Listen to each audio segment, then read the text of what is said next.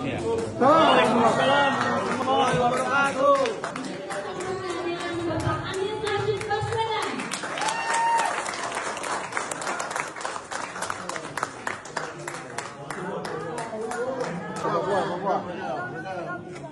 Organisasi kemasyarakatan ini dulu. Izin pada Tagline-nya Jakarta Indonesia Menyala, apakah ini sebagai kelanjutan dari Jakarta Menyala kemarin? Atau Ya kalau Jakarta sudah menyala, Indonesia memungkinkan untuk menyala ya. penegasan Pak, berarti posisi Pak Anies itu apakah Dewan Pembina atau seperti apa sih Pak? Pak Anies adalah tokoh panutan, tokoh inspirasi, dan kita tahu bahwa semangat perubahan simbolnya adalah Pak Anies. Gerakan rakyat adalah gerakan perjuangan, gerakan perubahan, sehingga tentunya relevansinya harus ada Pak Anies di situ menjadi bagian dari yang tidak terpisahkan dengan gerakan rakyat dan semangatnya. dirubah jadi parpol kira-kira tahun berapa? Atau Kita masih fokus di gerakan rakyat sebagai perkumpulan berbadan hukum. Tapi bakal ada arahan bakal ke partai politik kan? Kita masih konsolidasi gerakan rakyat sebagai organisasi kemasyarakatan. Kita tahu juga sebelumnya Pak Anies pernah terlibat dalam pembentukan ormas demokrasi yang tidak itu kan nantinya Pak sudah membawa gerakan rakyat menjadi parpol dan akan menjadi kendaraan Pak Anies di Pilpres 2024.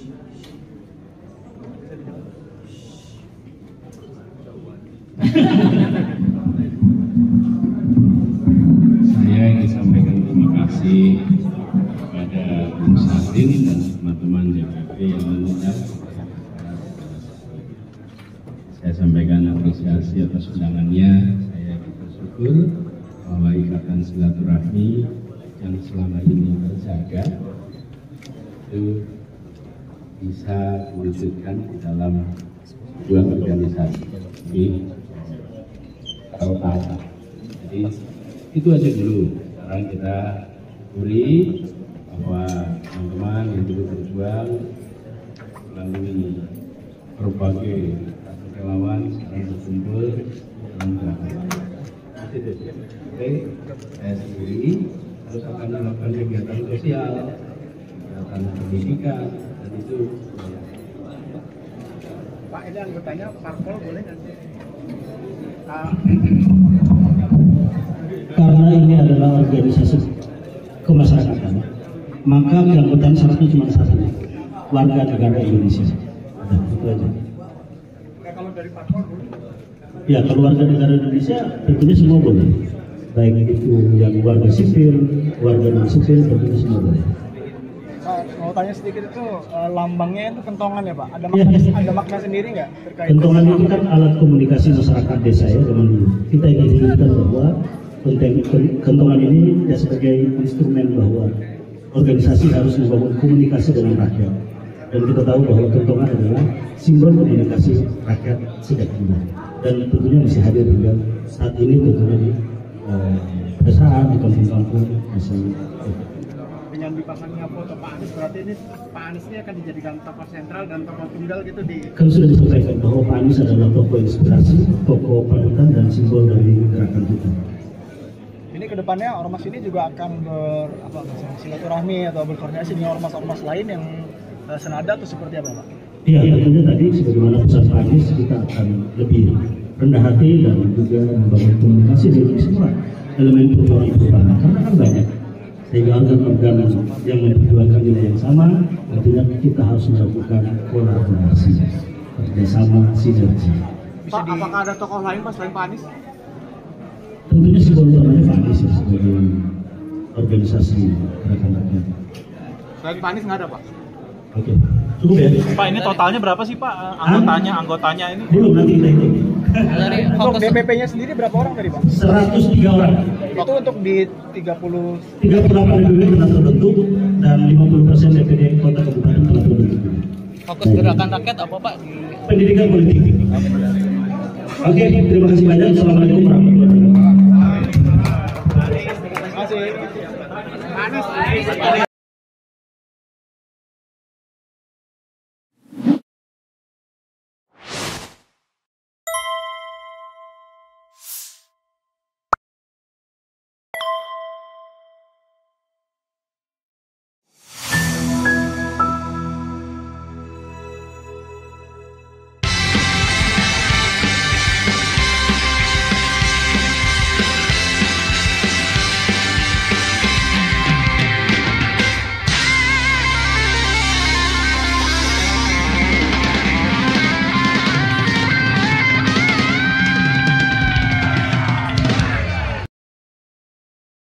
Sebelumnya Pak Anies pernah terlibat dalam pembentukan Ormas Nasional Demokrasi yang sedang Nasdem. Itu apakah nantinya Pak Anies juga akan membawa gerakan rakyat menjadi parpol dan akan menjadi kendaraan Pak Anies di Pilpres 2029? Bisa dijawab? Jauhan. Saya ingin sampaikan terima kasih kepada Bung Syahrin dan teman-teman DPP yang mengundang di dalam acara deklarasi ini. Saya sampaikan apresiasi atas undangannya. Saya ikut bersyukur bahwa ikatan silaturahmi yang selama ini terjaga itu bisa diwujudkan dalam sebuah organisasi yang lebih tertata. Jadi itu aja dulu. Sekarang kita syukuri bahwa teman-teman yang dulu berjuang melalui berbagai gerakan relawan sekarang berkumpul dalam gerakan itu sampai saya sendiri terus akan melakukan kegiatan sosial, kegiatan pendidikan, dan itu wilayahnya. Pak, ini anggotanya parpol boleh nggak sih? Karena ini adalah organisasi kemasyarakatan, maka keanggotaan syaratnya cuma satu, warga negara Indonesia. Udah, itu aja.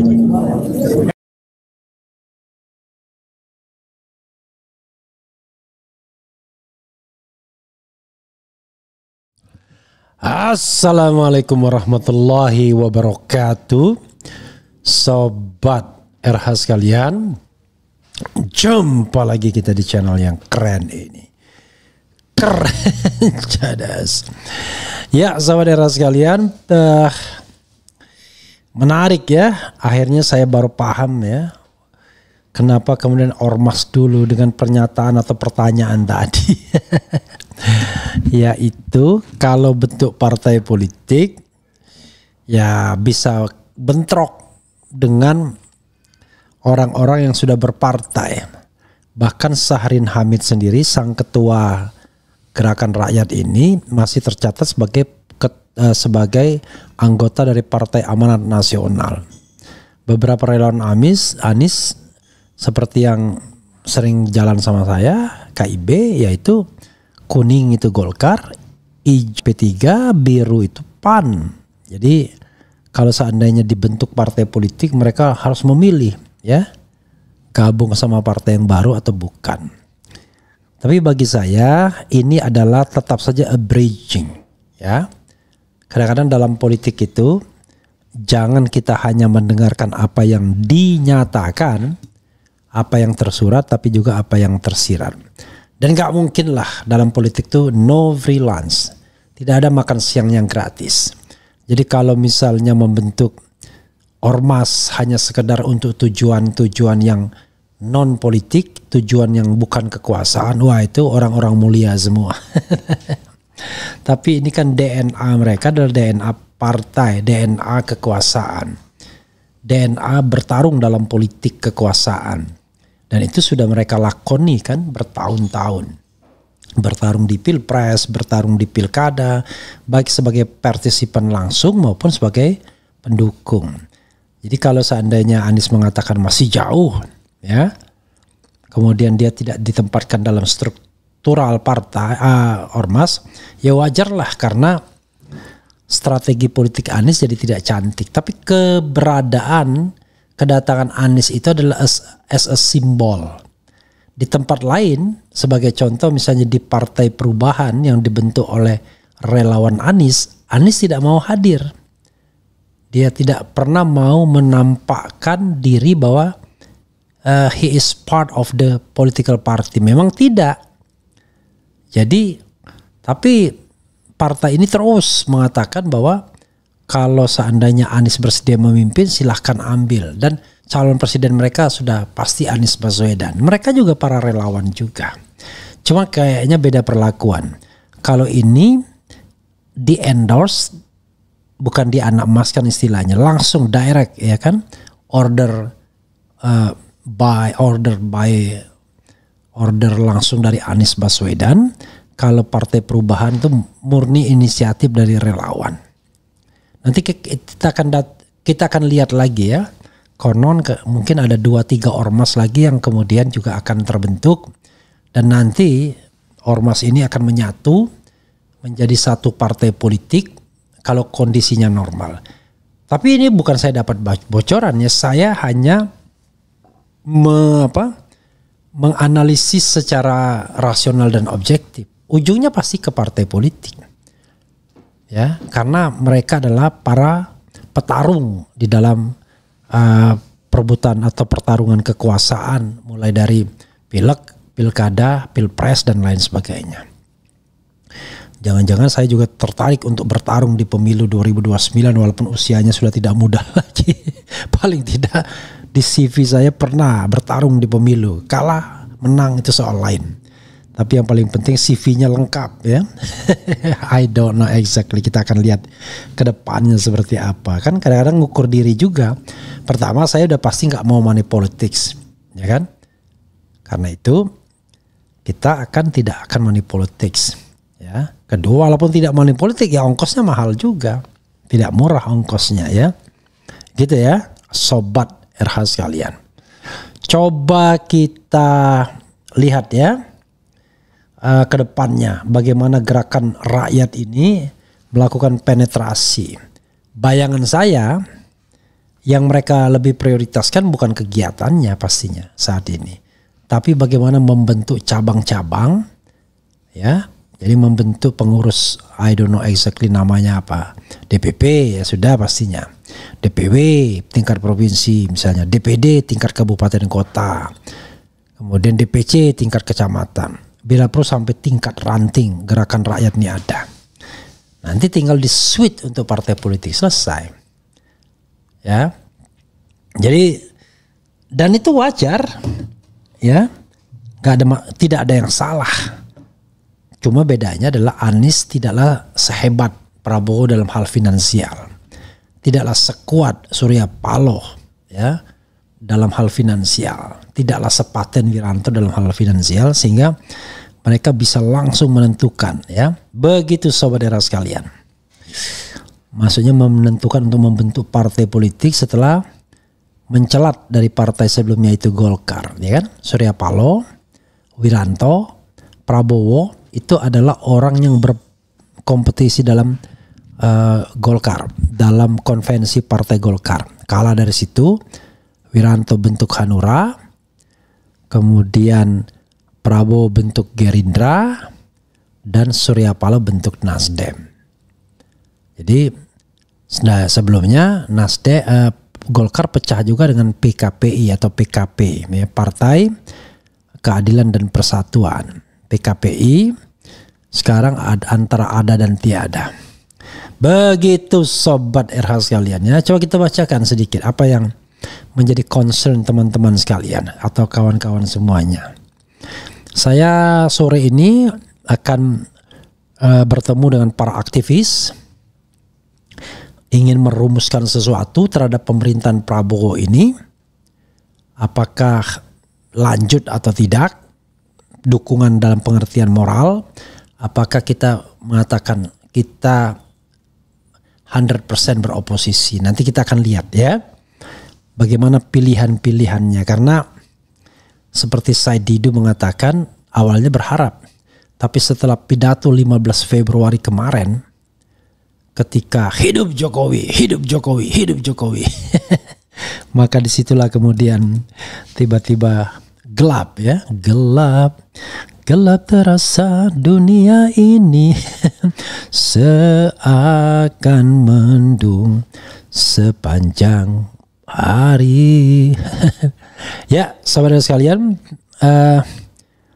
kalau yang mau ikut umroh silakan ya, masih dibuka, masih waktunya 7 Maret kita berangkat, mungkin ditampilkan lagi 7 Maret sekarang, masih ada waktu ya, tapi cepat biar tidak susah kita mengurus visanya dan lain sebagainya. Kalau soal berangkat ya insya Allah pasti jadi berangkat, tapi tetap dengan kata insya Allah karena sudah di booking ya, 80 kursi untuk bintang 5 sudah terisi lebih 60 kursi ya, bahkan kemarin dibilang tinggal 13. kemudian bintang 3 malah yang masih banyak kosong kursinya. Jadi silakan cepat-cepat ya. Like I said, I give you a discount kalau menghubungi saya langsung. Begitu sobat RH sekalian. Coba kita bacakan komentar sobat RH sekalian terkait dengan hal ini ya.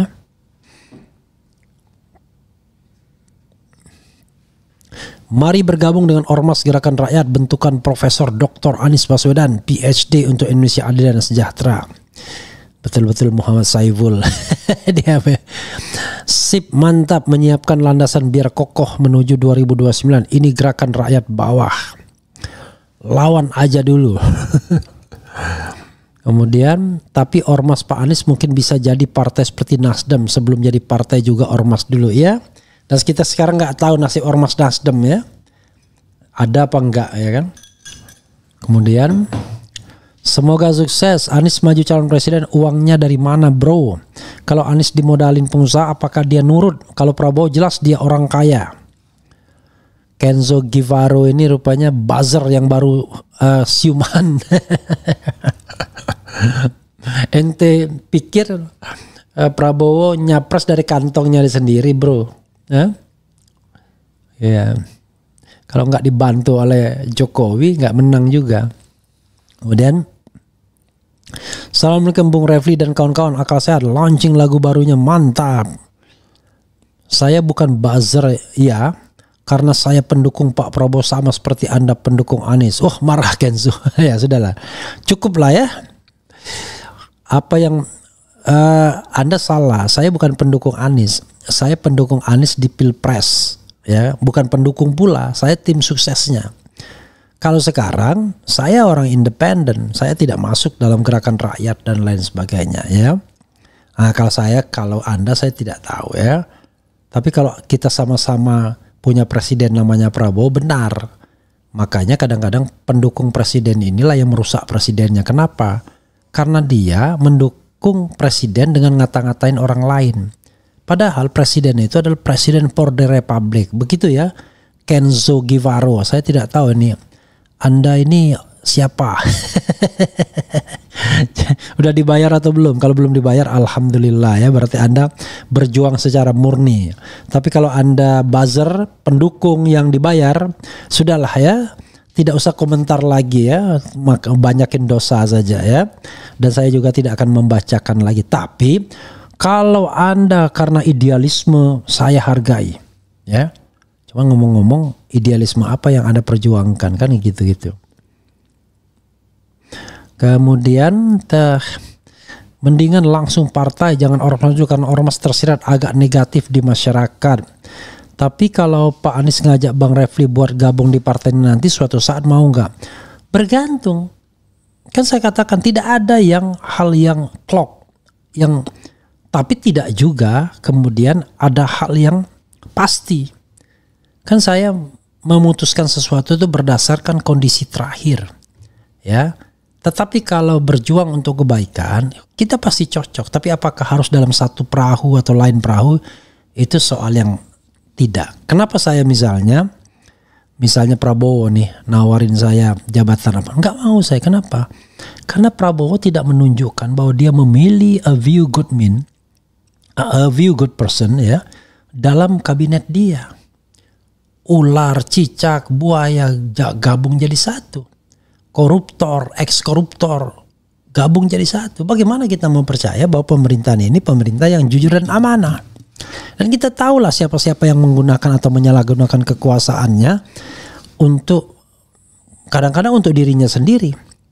Ada yang untuk kenyamanan hidup, ada yang untuk modal politik dan lain sebagainya. Nah, itu yang direkrut oleh Prabowo Subianto. Bagaimana kita kemudian mau mengangkat tangan hormat ya dengan presiden baru kita yang katanya macan Asia.